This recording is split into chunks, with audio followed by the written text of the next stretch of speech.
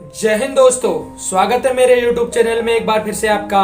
और यदि मेरे YouTube चैनल पर आप नए हैं तो सब्सक्राइब करें और बेल आइकन को प्रेस करें। आज मैं आपको कहानी एक और अच्छी सी लेकर आया हूं और ये कहानी है हिम्मत मत हारो और आगे बढ़ते रहो।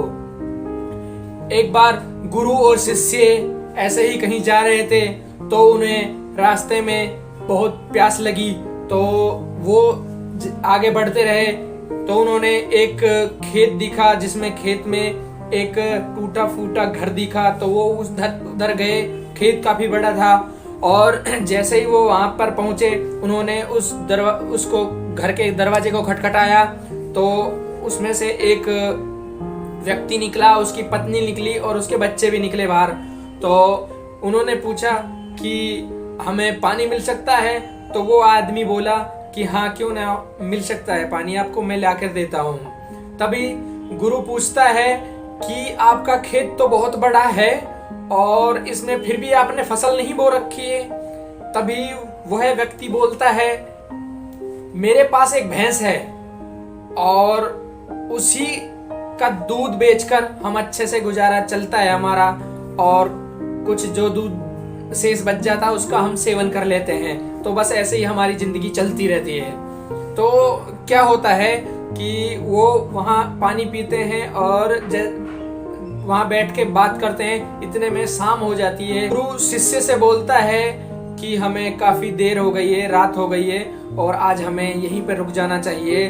और शिष्य बोलता है, जी ऐसा ठीक है, यहाँ रुकने का हम इनसे पूछते हैं, इस आदमी से, यदि हमें अनुमति देता है तो गुरु उस आदमी से पूछता है, क्या आज रात हम आपके यहाँ रुक सकते हैं?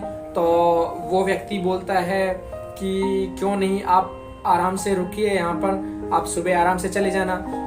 तो वो सो जाते हैं। आधी रात को गुरु धीरे से खड़ा होता है और धीरे से ही अपने शिष्य के कान में बोलता है कि चलो, हमारे चलने का टाइम हो गया है।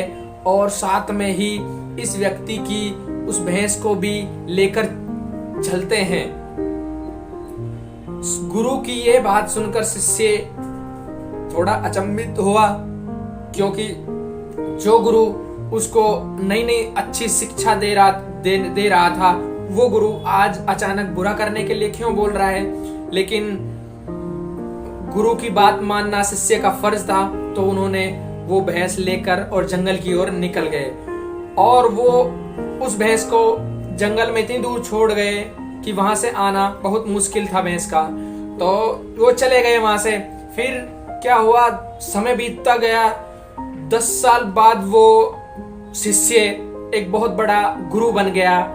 तो वो शिष्य जो बहुत बड़ा गुरु बन गया था, वो गुरु कह रहा है कि मैंने जो गलती 10 साल पहले की थी, आज उस गलती को क्यों ना सुधारा जाए और क्यों ना उस आदमी से मिला जाए और उसकी आर्थिक मदद की जाए, ताकि उसकी आने वाली पीढ़ी खुशहाल रह सके।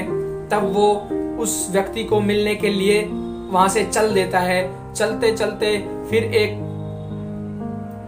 समय वो वहां पहुंच जाता है, तो वहां देखता है कि यहाँ तो सब कुछ ही बदल गया। फलों के बहुत बड़ा बाग था और एक उसके बीच में एक बहुत बड़ा घर था। तब वो सोचता है कि लगता है हमने उसकी भैंस को यहाँ से चुरा लिया था और इसी के कारण वो परेशान हो गए होंगे और अपना सब कुछ बेच के यहाँ से चले गए होंगे। तो जैसे ही वो वापस जाने लगा, तभी उसको वो आदमी दिख जाता है। तो उस आदमी से दिख जाता है तो वो उसके पास जाता है। तो कहता है वो गुरु कि आप मुझे शायद पहचान नहीं रहे हो, लेकिन मैं आपको पहचान रहा हूं। वह आदमी बोलता है कि नहीं, मैं आपको कैसे भूल सकता हूं और उस दिन को मैं कैसे भूल सकता हूं, क्यों, आप तो बिना बताए चले गए थे और उसी दिन ऐसा हुआ कि मेरी भैंस भी कहीं ना कहीं चली गई और वो आज तक नहीं लौटी, जिसके कारण मेरा घर का खर्चा चलना बहुत मुश्किल हो गया। मैं बहुत परेशान हो गया कि करूं तो करूं क्या। फिर मैंने एक काम किया कि लकड़ काट कर और बेचता रहा। अब जैसे उससे कुछ पैसे आए और कुछ पैसे मेरे पास थे, तो मैंने उससे फसल अपनी बोई और उस फसल में मुझे अच्छी खासी फसल प्राप्त हुई, मुझे मेरी मेहनत का फल मिला और मैंने उस फसल को फिर बेचकर फिर मैंने फल के बाग लगाए और आज मैं हजारों गांव में सबसे बड़ा फल का व्यापारी हूँ। मेरी इसी मेहनत की वजह से आज मैं आसपास का सबसे बड़ा व्यापारी हूँ। यदि मेरी वो भैंस होती तो शायद मैं आज इतना बड़ा व्यापारी नहीं बन पाता। मैं उसी जिंदगी में जीवन विचरण करता और क्योंकि मुझे कोई काम करने की हिम्मत ही नहीं थी। मुझे लग रहा था मेरा बस भैंस से और इसी से मेरा खर्चा चल रहा है बस, और कुछ नहीं करना। उसके जाने के बाद मुझे पता चला कि मैं इस पे निर्भर ना रहने की बजाय मैं खुद के दम पर ही जो करना है मुझे खुद के दम पर ही करना है। मुझे किसी के सहारे की जरूरत नहीं है। तो उसी की वजह से आज मैं बहुत बड़ा व्यापारी हूँ। और दोस्तों यदि आपको मेरी ये वीडियो अच्छी लगे तो कमेंट करें और शेयर करें। जय हिंद दोस्तों, जय भारत।